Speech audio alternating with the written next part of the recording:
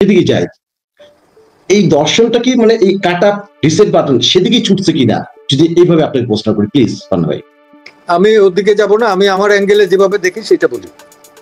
সেটা হলো যে ইন্টারিম গভর্নমেন্টের দায়িত্বটা কি, একটা নির্বাচন দেওয়া, অবাধ নিরপেক্ষ নির্বাচন দেওয়া, এবং সেখানে যে দলই আসুক তাকে তার হাতে ক্ষমতা হস্তান্তর করা, শান্তিপূর্ণ উপায়ে ক্ষমতা হস্তান্তর করা। এইটা উনি প্রথমটা তো কোনো তারিখই দিলেন না, যখন সেনাপ্রধান একটা চাপ দিলেন যে নির্বাচন ডিসেম্বরেই হইতে হবে, এবং পরবর্তীতে বিএনপির অ্যাক্টিং ভারপ্রাপ্ত চেয়ারপারসন জনাব তারেক রহমান যখন বললেন যে না ডিসেম্বরেই নির্বাচন হইতে হবে, হতেই হবে, তারপর ওনাদের টনক নড়লেন, ওনারা বললেন যে জুনের একদিনও বেশি থাকবে না। কেন জুনে যাওয়া লাগবে?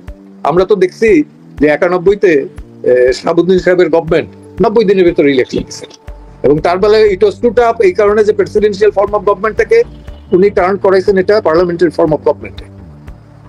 এইসব চেঞ্জ এবং ইলেকশন কমিশন কিভাবে কাজ করবে, সেটা কতখানি নিরপেক্ষতার সাথে করবে, সেটাও অ্যাসিওর করছেন। তো সেটা যদি পারেন, পরবর্তী কেয়ারটেকার গভর্নমেন্ট যেটা হয়েছে সেটাও সুনির্দিষ্ট সময়ের ভেতরে সুষ্ঠুভাবে নির্বাচন করছে। লতিফুর রহমানের সাহেব যেভাবেই হোক, উনি এইগুলো তো দেখে লাভ নাই, দুর্বল। সেই জন্যই আমি বলি যে যত দ্রুত সম্ভব নির্বাচন দিক। কিন্তু সরকার থেকে যেটা বলা হচ্ছে, যেমন রিজান হাসান উনি উপদেষ্টা, উনি বলছেন যে 53 বছর রাজনীতিবিদরা কি করছে, আর সরকার থেকে যে বা এনসিপি নতুন দল তাদের থেকে বলা হয় যে এটা এই সরকারটা শুধু নির্বাচনের জন্য আসেনি, তারা গণম্যান্ডেট নিয়ে আসছে, এইভাবে কথাগুলো বলা। তারা তো নির্বাচন, আপনি যে তারিখ যে কথাটা বললেন, আমি সেটা দর্শকদের জন্য একটু দেখিয়ে দিচ্ছি স্পষ্ট বচনটা। অন্তর্বর্তীকালীন সরকারের প্রতি আহ্বান, আগামী ডিসেম্বরের মধ্যেই জাতীয় নির্বাচন অনুষ্ঠিত হতে হবে। বৃহত্তর দলের প্রধান, সেকেন্ড প্রধান, উনি যখন এইভাবে বলে, এখন কি কনফ্লিক্ট ডিসেম্বরে হতে হবে, জুনে যেতে হবে, বা সরকার প্রধান আমাদের উপদেষ্টা প্রধান উনি আবার বলছে যে সব দল নয়, শুধুমাত্র ডিসেম্বরে একটি মাত্র দল নির্বাচন চায়। এত কনফ্লিক্ট মধ্যে আসলে কি হতে পারে, বা সরকারের কোন দিকে যেতে পারে? সামনে তো কনফ্লিক্ট আরো বেড়ে যাচ্ছে দিনে দিনে, কি বলবেন পার্লামেন্ট? সারা দেশে আওয়ামী লীগের পর কিন্তু সবচেয়ে বলিষ্ঠ এবং জনগণের সমর্থন পুষ্ট দল হলো কিন্তু বিএনপি। আওয়ামী লীগের সাথে টক্কর খাওয়ার মতো দল কিন্তু বিএনপি, এটা তো অনস্বীকার্য। তো সেই ক্ষেত্রে বিএনপির এটাকে যদি ইগনোর করে, আমার মনে হয় সেটা বুদ্ধিমানের কাজ হবে না। বরঞ্চ এই সংস্কারের ধারাবাহিকতা, উনি 10 মাস সময় পাইছে, এর ভেতরে কতটুকু সংস্কার করছে আপনারা দেখেন।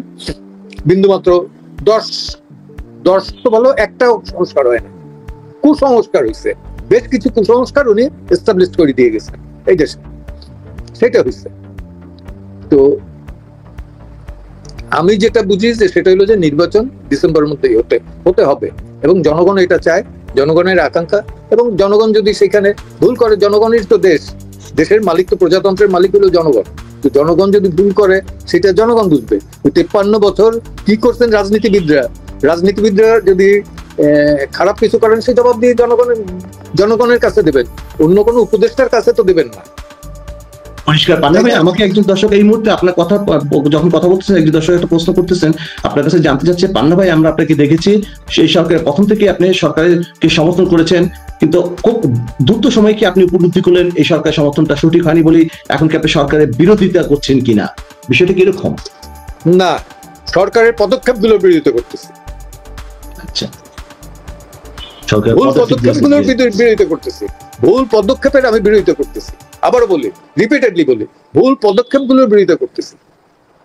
কারণ এইটা যাতে এক্সাম্পল হিসাবে ভবিষ্যতে, খারাপ এক্সাম্পল হিসাবে ভবিষ্যতে কেউ দেখাতে না পারে। একেবারে পরিষ্কার করছে। আমি আমাকে অনেকগুলো প্রশ্ন সকালবেলা আজকে পাঠিয়েছেন, সেগুলো আমাকে বারবার যে কথাটা বলছেন, ভাই আজকে একটু মব নিয়ে কথা বলবেন। এই মুহূর্তে আমাকে আরেকজন একটু লিখে পাঠিয়েছেন যে ভাই আমার উদ্দেশ্যে লিখতেছে, ভাই আপনি কি জানেন কি মব জাস্টিস শব্দটি এখন আর মব জাস্টিসে নেই, বর্তমানে সব মব ভায়োলেন্স রূপান্তরিত হয়েছে। কোনো কি পান্না ভাই কিছু জিজ্ঞেস করবেন, মব থেকে মব ভায়োলেন্স, মানে কেউ কিছু বললে ফ্যাসিবাদের দোষর হয়ে যায়, চারিদিকে মব। উনি অনেক একটু বড় বিস্তারিত লিখছে এই মব জাস্টিস নিয়ে বাংলাদেশে একটা ভয়ের রাজনীতি চলছে। মব জাস্টিস এই টার্মটাই ভুল, এবং আমি প্রথম ফেসবুকে এবং বিভিন্ন জায়গায় এটা বলছি যে এটা জাস্টিস হইতে পারে না, এটা ভায়োলেন্স। ভায়োলেন্সটা কেন আপনারা জাস্টিস বলেন? তাতে জাস্টিসের ব্যাখ্যাটা রং হয়। মব কোনোদিন জাস্টিস দিতে পারে না, এটা ভায়োলেন্স, এবং এটা ঠেকানো দরকার। এই ঠেকাবার জন্য যখন সেনাপ্রধান বলেছেন যে কোনো প্রকার এই মব ভায়োলেন্স এটা করা হবে না, হ্যাঁ করতে দিবে না, তখন কিন্তু অনেকটা না, এটা রিমার্কেবলি থেমে গেছে। তারপর যে টুকটাক হয় না তা না, সেনাবাহিনী তো এই সমস্ত দেশটার দায় দায়িত্বভার নেয় নাই ওইভাবে। তারপর যতটুকু দেখতেছে এটা অনেকটা শান্তিপূর্ণ অবস্থান। এই তো রিসেন্টলি আরো কয়েকটা ঘটনা আছে, যেমন গোলাম জাতীয় পার্টির নেতা জি এম কাদেরের বাসায় অ্যাটাক, প্রেসিডেন্ট এরশাদের বাসা লুটপাট, এইগুলো যে করছে এবং এগুলো ধরছে আবার সাথে সাথে, তো এই তো ঘোরতর অন্যায়। জি এম কাদের কোনো অপরাধ যদি থাকে তাহলে আইনের আওতায় আইনে বিচার করা হবে। আমরা যেটা দেখছি, আমি যে পোস্টারটা আমি এখানে একটু আগে তুলছিলাম, আপনি দেখতে পাচ্ছেন যে জি এম কাদের এখন বাইরে কিভাবে মানে প্রশ্ন করেছেন সার্জিস আলম গত দুদিন আগে। তারপরে বলি যে সার্জিস আলম কিভাবে বাইরে, সে তো ছাত্রলীগ করতো, ছাত্রলীগের নেতা, শেখ হাসিনার কাছাকাছি গেছে, শেখ হাসিনার সাথে করছে, তার তো অনেক স্পিচও আছে এখন।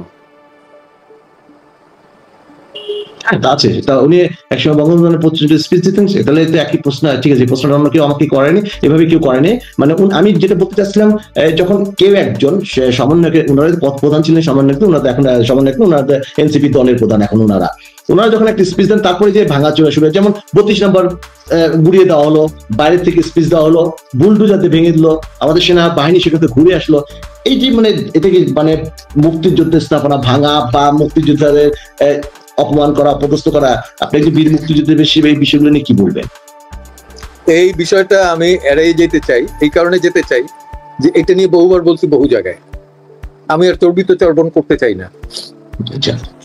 32 ভাঙার ভেতর থেকে যেটা দাঁড়াইছে, ভবিষ্যতে এরাই দেখবে যে এদের আবাস গৃহ কিভাবে থাকে, কত সুরক্ষিত থাকে, তাই না? কখনোই 15ই আগস্টে বঙ্গবন্ধুকে হত্যা করা হয়েছে, তার পরিবারের কনিষ্ঠতম সদস্যকেও হত্যা করা হয়েছে, কিন্তু তারা কেউ ওই বাড়িটাতে কিন্তু হাত দিতে যায় না, কোনো জিনিসপত্র তছনছ করে নাই, ন্যায়ও নাই, চুরি বা লুটপাট করে নাই খুনিরা। এরা কিন্তু একদম দল বাইন্দে গিয়ে ওইটারে ভাঙলো, উৎসব করলো, নাচানাচি করলো, বিভিন্ন গান টান গাইলো, তাই না? একটা বিভৎস, অর্থাৎ অসভ্যতার চরম শিখরে থাকলে পরে যা হয় তাই। ওই দিনের ঘটনাটা আমি মনে করতে চাই না এই কারণে যে সেই দিনটা আমার খুব টোটাল রাত আমি ঘুমাইতে পারি না। যে বাড়িটায় অত স্মৃতি, স্বাধীনতার পূর্বে, স্বাধীনতার পরে কত না দেশ বিদেশ থেকে কত মানুষ আসছে, তাই না? তো সেই স্মৃতি রইল না।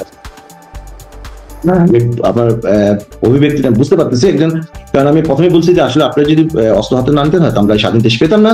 আমি সেখানে আসলে একটা ওভাবে আমি প্রশ্নগুলো করে আপনাকে সেই স্মৃতির মধ্যে পেতাম মধ্যে ফেলতে আমি চাচ্ছি না। তারপর দর্শকদের প্রশ্ন, কারণ আমাকে তুলতে হবে প্রশ্নগুলো। মুক্তিযুদ্ধ ইসলামের ধ্বংস টংস নিয়ে তো অনেক কথাবার্তা হচ্ছে, মানে সেগুলো চলছে। ভবিষ্যতে আপনি আবার যেটা বললেন কত কিছু ভবিষ্যতে কি ভিন্ন কিছু হতে পারে কিনা, সেদিকে আমরা যাচ্ছি না আপাতত। আমাকে একজন দর্শকই মাত্র লিখছেন যে দেখুন ভাই, সরকারি শহীদ তাজউদ্দিন আহমেদের ডিগ্রি কলেজ নাম পরিবর্তন করে কাপাসিয়া ডিগ্রি কলেজ করা হয়েছে গত দুদিন পূর্বে। সুচিত্রা সেনের নামে একটা ছাত্র নিবাস ছিল, সেটাকে পরিবর্তন করা হয়েছে। অন্তর্বর্তীকালীন সরকারের মূল লক্ষ্য এবং উদ্দেশ্যটা কি একটু অনুগ্রহ করে পান্না ভাই যদি পরিষ্কার করেন। মানে তাজউদ্দিন আহমেদের একটা অন্তর্বর্তীকালীন সরকারের মুখপাত্র না, অতএব এটা আমি বলতে পারবো না। আমার কাছেও ওনার কাছে যেরকমের খারাপ লাগছে, আমার কাছেও খারাপ লাগছে। সুচিত্রা সেনের নামে একটা হল আছে, আমরা তো অহংকার বোধ করতাম। তারপরে কাপাসিয়া ছিল যে কলেজটা শহীদ তাজউদ্দিনের নামে, শহীদ তাজউদ্দিন আহমেদ ডিগ্রি কলেজ, জি ওইটা, এবং ওইখানে একটা আবার ছিল মেডিকেল কলেজ ছিল, যেটা বোধহয় উনি জানেন না, সেটারও নাম পরিবর্তন করছে। এগুলো আর কি বলবো, যে এই পরিবর্তনের ভিতর থেকে কি চান, কি করতে চান, কতটুকু এটা তারা বলতে পারবেন, আমি না, আমি তাদের মুখপাত্র না, এগুলো সমর্থন করি না। আসলে দর্শক জানতে চাচ্ছিল আপনি একজন বীর মুক্তিযোদ্ধা, উনি দর্শক একটু বড় করে লেখা, আমি সংক্ষেপে চেষ্টা করি নেওয়া। আপনি একজন মানে মুক্তিযোদ্ধা হিসেবে বিষয়গুলোকে কিভাবে মানে অনুভব করেন, প্রশ্নটা এভাবে ছিল। আপনি যে কথাটা বললেন, একজন দর্শক লিখতেছে আপনাকে যে আব্দুল হাকিম, আপনি যে কথাটা বলছেন ওই কথাটা রিপিট করতে শুনি, ইতিহাসকে মুছতে গেলে ইতিহাস আবার দ্বিগুণ শক্তিতে জেগে ওঠে, ইতিহাস তো ভুইফোঁটার মতো, আপনি কি তাই মনে করেন কিনা? অবশ্যই, অবশ্যই। প্রতিনিয়ত মুক্তিযুদ্ধের উপরে যে আঘাতটা আসে, মুক্তিযুদ্ধের বিরোধী শক্তি বিশেষ করে জামাত যেভাবে টেলিভিশন, জনসভা, জনসমক্ষে কি করতেছে, সেটা দেখলে পর তো নিজের অসহায় মনে হয় কখনো কখনো। আমার যদি বয়স থাকতো, সেই 71 মতো বয়স থাকতো, বা তার পরবর্তীতে 40 বছর বয়সেও যদি 40-50-এর মধ্যেও থাকতো, তাহলে পরে আমি লাভ দিয়ে নামতাম রাস্তায়, যা থাকে কপাল। তো এমন একটা বয়সে যখন আমি নিজে সবল না, হাঁটতে পারি না, বলতে পারি না, কথা এলোমেলো হয়, চিন্তা এলোমেলো হয়, মুক্তভাবে চিন্তা করতে পারি না, সেভাবে বলতে পারি না, লিখতে তো পারিই না, নিজের সাইনটাও দিতে পারি না। তো এই অবস্থার মধ্যে এগুলো দেখি যখন, অনেকে আমারে বলছিল যে দেশের বাইরে চলে যান, তো আমি কোনোদিনই যাব না, আমি এই দেশেই মরবো, এই দেশে থাকবো, এই দেশে মরবো, এই দেশের মাটিতে আল্লাহ তাআলা যদি রাখে, তাহলে এই দেশের মাটিতেই আমার খবর হবে। একেবারে বুঝতে পারতেছি। আপনাকে আরেকজন দর্শক লিখতেছে, উনি অবশ্যই আপনার প্রশংসা করে স্পষ্ট লিখছেন, অনেক বড় করে লিখেছেন যে আসলে এই দেশে একমাত্র আপনাকে দেখেছি যে সাহস করে বলেছেন যে আওয়ামী লীগের বিরুদ্ধে যে নিষেধাজ্ঞা, এটার বিরুদ্ধে বা আওয়ামী লীগের সার্বিক ঘটনার পেছনে যদি মামলার কোনো ওকালতি করতে হয় আপনি করতে রাজি আছেন। এই সাহসটা ভিন্ন কেউ দেখাতে পারে না কেন? সেটা আওয়ামী লীগ বলবে, আমি তো আওয়ামী লীগ করি না, আমি তো কোনো দল করি না, যে কারণে আমি দেখছি যে তাদের কোনো লোক নাই, তো নির্বিচারে যাবে, একতরফা ভাবে যাবে, তখন আমি বলছি ওকে, কেউ না থাকলে পরে তো আমি আছি সবসময়। আমি যেটা বলছি যে নির্যাতিতের পক্ষে আমি থাকবো, তারা নির্যাতিত। আপনি যখন মাঝে যখন জামাত কথাগুলো বললেন, বা আমাকে অনেক দর্শকগুলো প্রশ্নের মধ্যে গোলাম আজমের প্রশ্নটা নিয়ে তুলতেছেন বারবার আমাকে, এবং আমাকে বলতেছেন যে গতকাল মানে গত 2 দিন আগে যে আজহারি কি এটিএম আজহার ওনাকে যে মুক্ত হয়ে গেলেন বিচার থেকে, আমি আপনাকে 2টা ছোট ছোট ভিডিও দেখাবো। আমাদের আইন উপদেষ্টা দুটা উনি, আচ্ছা আমি ওদিকে যাচ্ছি না, এই যে গোলাম আজমের যে আজহারি যে মুক্ত হলেন, এই বিষয়ে আপনি একজন আইনজ্ঞ হিসেবে কিছু বলবেন কি ব্যক্তিগতভাবে? আমি যেটা দিছে অর্ডারটা, একটা জিনিস আমার লক্ষণীয়, সেটা হচ্ছে সামান্য বেইল অর্ডার হইলে পরে সেই অর্ডার গিয়া রাতারাতি সেই দিনই মুক্তি পাওয়া এবং পরদিনই সম্বর্ধনা দেওয়ার শাহবাগে, এইটা আমরা একটা লক্ষণীয়। আর কি কারণে তাকে দেওয়া হয়েছে এটা পূর্ণাঙ্গ জাজমেন্ট যখন পাবো তখন ওইটা নিয়ে আলাপ আলোচনা সমালোচনা এটা করা যাবে। তার আগ পর্যন্ত আমি পরিষ্কার। একজন লিখতেছে গোলাম, আপনি কি শুনেছেন কিনা গোলাম আজমের বাংলায় আওয়ামী লীগের ঠাঁই নাই, 1000 বছরের শ্রেষ্ঠ বাঙালি গোলাম আজম, এবং ওনার নতুন উপাধি হযরত রাদাল্লাহ গোলাম আজম। চট্টগ্রামের এক এমপি এক বক্তৃতায় বলেছেন 1000 বছরের শ্রেষ্ঠ বাঙালি গোলাম আজম। প্রশ্ন হলো তাহলে কি রিসেট বাটন এবং কাট আপ এই বিষয়গুলো সাকসেসফুলি এগিয়ে যাচ্ছে? মানুষের কিন্তু প্রশ্নগুলো ঘুরে ফিরে এক জায়গায়। যখন এই দেশে বলা হয় 1000 বছরের শ্রেষ্ঠ বাঙালি গোলাম আজম, গোলাম আজমের বাংলায় আওয়ামী লীগের ঠাঁই নেই, তখন পাইছি মাগো। হ্যাঁ, ওয়ালাইকুম আসসালাম। আমি একটু পরে কথা বলি। মানুষের প্রশ্নগুলো ঠিক ওদিকেই, ওই সেই রিসেট বাটন, সেই কাট আপ, কারণ লক্ষ্যগুলো সেদিকে মানুষের যে আরো জানার চেষ্টা করতেছে। এই যে জামায়াত শিবির বা মৌলবাদ এই 5ই আগস্টের পরে কি এটা কি উত্থানটা বাড়লো কিনা, বা এটা এত যে লুকায়িত ছিল, গোপন ছিল, সেটাই আমরা এখন দেখতে পাচ্ছি কিনা, সরকারের প্রশংসায় তারা প্রশংসিত হচ্ছে, বিষয়টা কিরকম কিনা?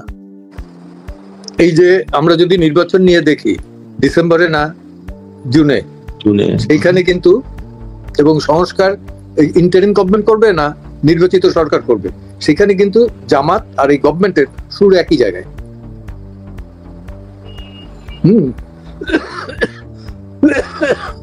তো সেই জায়গায় দেখতে পাই আমরা। আর একটা বেসুরু জায়গায়, যেমন এর ভেতরে সরকার প্রধান বলছেন যে একটা দলই শুধু নির্বাচন চায়, যেন 1000টা দল কোন দল নির্বাচন চায় না। তা তো না, নির্বাচন বিএনপি যেমন চায় না, চায় ডিসেম্বরের ভেতর, জনগণও চায়। আপনি যে কোনো জায়গায় যদি 100 জনকে জিজ্ঞাসাবাদ করেন 90 জন বলবে নির্বাচন চাই ডিসেম্বরে। আমার প্রধান উপদেষ্টা এই কথাটা বলেছেন জাপানে, উনি জাপানে আরেকটা কথা বলছেন, মানে আপনি লক্ষ্য করেছেন কিনা, যে ডিসেম্বরের নির্বাচন ব্যবসায়ী হয়ে গেছে। যে উনি এখন ম্যান পাওয়ারের ব্যবসা করবেন, উনি এখন